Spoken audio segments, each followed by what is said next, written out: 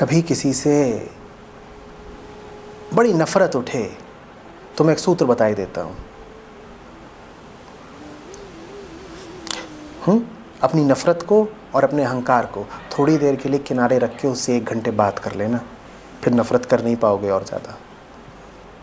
इसीलिए जिन्हें नफ़रत कायम रखनी होती है वो पहला काम ये करते हैं कि बात करना बंद कर देते हैं, संपर्क तोड़ लेते हैं। कहते हैं सामने ही नहीं पढ़ेंगे। सामने न पढ़ने से बड़ी सुविधा रहती है, तुम दूसरे के बारे में अंडबंड कल्पनाएं कर पाते हो। वो सामने पड़ जाए तुम्हारी नफ़रत गिर जाएगी। तुमने कभी देखा है? तुम जिनसे चाहते हो नफ़रत करना, तुम उनसे तत्काल नाता तोड़ते हो। इनके सामने ही नहीं पड़ेंगे, इनकी शक्ल ही नहीं देखेंगे। ये कुछ नहीं है, ये भीतर की गंदी आदिम वृत्ति है, आत्मघाती अहंता है।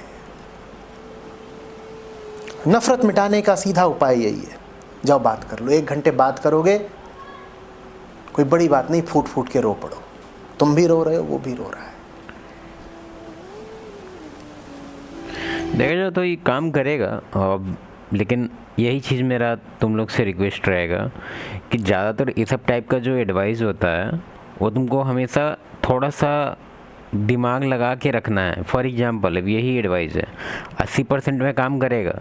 80% आदमी ऐसे होते हैं जिसको हम लोग का कुछ रीज़न होता है, मिसअंडरस्टैंडिंग हो सकता है, या कुछ ना कुछ सिनेरियो के बेसिस पे कभी कभी ऐसा एक्सपीरियंस हो जाता है तो लगता है कि हाँ ये छूतिया आदमी है, इससे दूर रहते हैं।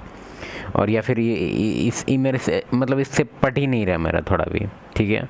लेकिन 20% अभी भी तुम्हारे लाइफ में होगा कोई ना कोई। अब तुम सोचेगा कि तुम अपना थॉट बता रहा है, ऐसा कुछ नहीं होता है, जो बाबा जी बता रहे हैं वही सही है। नहीं है सही, मानो इस बात को।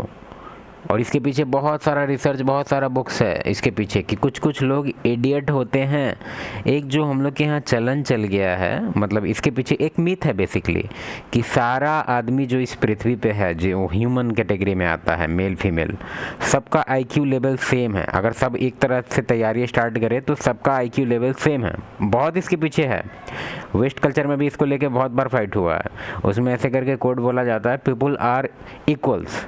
लेकिन एक्चुअली में जो इसके पीछे रिसर्च हुआ है काफ़ी सारा, जो कि रिसर्च वेल पब्लिश्ड बाहर नहीं आता है, क्योंकि ये सब कुछ रेडियो एक्टिव थाट्स या फिर मतलब एक तरह से ये सोसाइटी के लिए अच्छा मैसेज नहीं है बेसिकली। लेकिन तुमको एटलीस्ट सच्चाई पता होना चाहिए।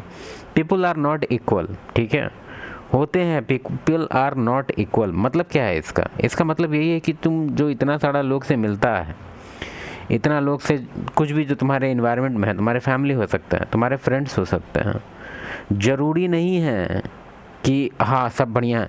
डिपेंड करता है भाई कौन कहाँ से आया है। तुम ई तो वही हो गया कि सब अलग अलग खेत का नहीं बोल सकते हैं, किसमें कितना खाद पड़ा है, किसमें कितना धूप लगा है, उस हिसाब से है ये।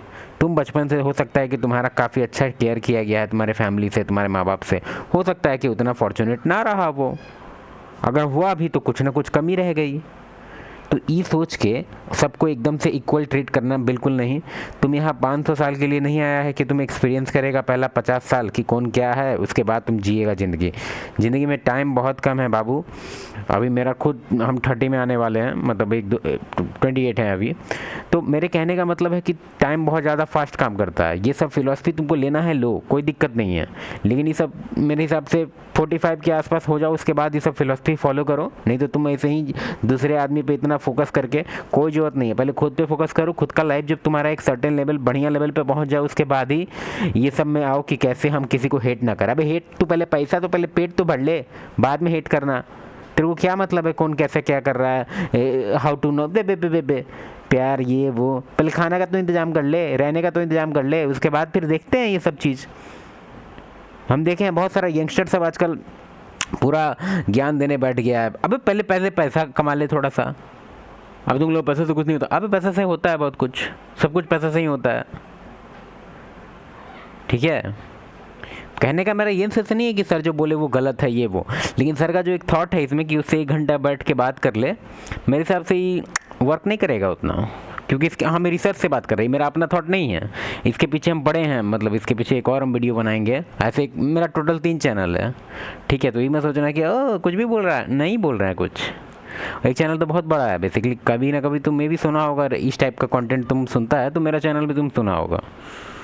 नाम नहीं बताएंगे अभी, मिक्सअप नहीं करना है हमको अभी, बताएंगे लेकिन ये चैनल का तो नया है अभी, चैनल 1 ही महीना हुआ है मुश्किल से। तो ये सब फेर में मत पड़ो, ठीक है, उससे बात कर लेते, उससे बात कर लेते हैं, हर चीज़ को फिक्स करने, क्योंकि देखें आजकल का जो नया जनरेशन है वो हेट नहीं सह सकता है, वो कुछ भी, वो उसको हर चीज़ स्मूथ चाहिए।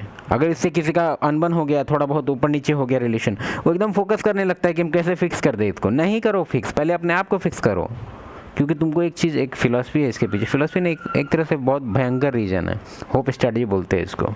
इसमें क्या होता है ना कि ज़्यादातर प्रॉब्लम तुम्हारा सॉल्व हो जाएगा अगर तुम एक बेटर हाई वैल्यू आदमी बन जाएगा तो। अब हाई वैल्यू मतलब ये नहीं बोल रहे हैं कि जॉ लाइन वगैरह, नहीं, हाई वैल्यू मतलब कि तुम्हारे पास जब कम से कम 20-25 आदमी को तुम पाल सकता है, उस लेवल का अगर तुम्हारा औकात हो गया है तो लोग का होप स्ट्रैटेजी चालू हो जाता है, तो लोग तुमसे चुतियापा कम करते हैं, लोग तुमसे अच्छे से बिहेव करते हैं, तो क्वालिटी ऑफ लाइफ जो है तुम्हारा वो बढ़ जाएगा। अब इसके अराउंड में तुमको कुछ देना नहीं है, इसके बदले उसका वो अपना होप रखेगा वो कि हाँ भाई इससे अच्छे से बिहेव रखेंगे तो आगे हमको कोई दिक्कत होगा तो साथ देगा, समझ रहा। तो इस होप में वो तुम्हारा वो अच्छे से वो बिहेव करेगा।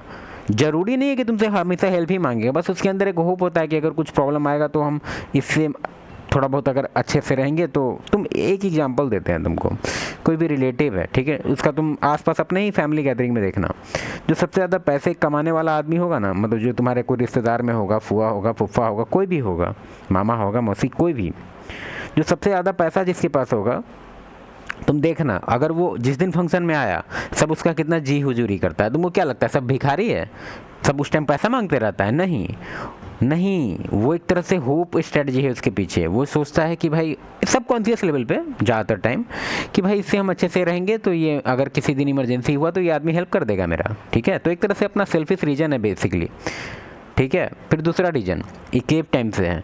स्टार्टिंग टाइम में भी यही होता था कि स्टार्टिंग टाइम में जो शिकार करने में जो सबसे बढ़िया होता था, जो सबसे ज़्यादा तेज़ दौड़ता था और शिकार करता था, कम से कम एक बार में कम से कम 10 आदमी को खिलाने लायक शिकार कर लेता था भाई, तो उसको लीडर बोलते थे सब, ठीक है।